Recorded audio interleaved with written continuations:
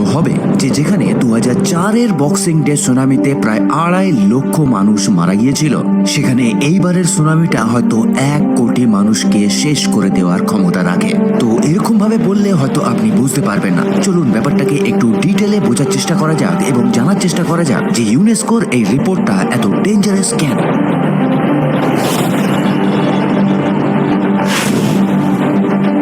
Another one. There's an even bigger one out there. যখন 2004-এ boxing day tsunami এসেছিল, তখন আফ্রিকার ইস্ট লন্ডন শহরে বিশাল বড় বড় কংক্রিটের ব্লক উফড়ে ফেলেছিল। সম্পূর্ণ এলিজাবেথ পোর্ট ধ্বংস হয়ে গিয়েছিল, আর ওখানে যত বোট ছিল, পোর্টের মধ্যে যত গাড়ি ছিল, সবকিছু ছিন্ন ভিন্ন হয়ে গিয়েছিল।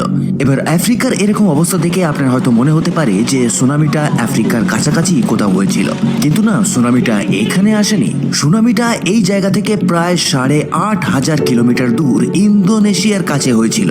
তাই আফ্রিকাতে যা হয়েছিল সেটা মাত্র সুনামির হালকা একটা এফেক্ট ছিল। তবুও আফ্রিকাতে মাত্র 1 মিটার থেকে 2.5 মিটারের কাছাকাছি ঢেউ এসেছিল, আর তাতেই ফেটে চৌচির হয়ে গিয়েছিল।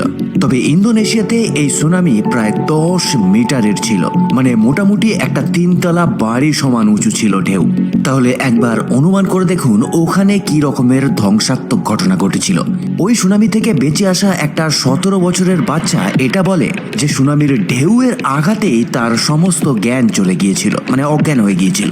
আর যখন তার জ্ঞান ফেরে তখন সে দেখে চারিদিকে শুধু জলই জল, আর মৃতদেহ চারিদিকে ভেসে বেড়াচ্ছে। আসলে মার্তনিস বলে একটা বাচ্চা যখন বিচেতে তার বন্ধুদের সঙ্গে ফুটবল খেলছিল, তখন একটা খুব বড় ভূমিকম্প আসে, যার শব্দটা একটা এরোপ্লেনের ব্লাস্ট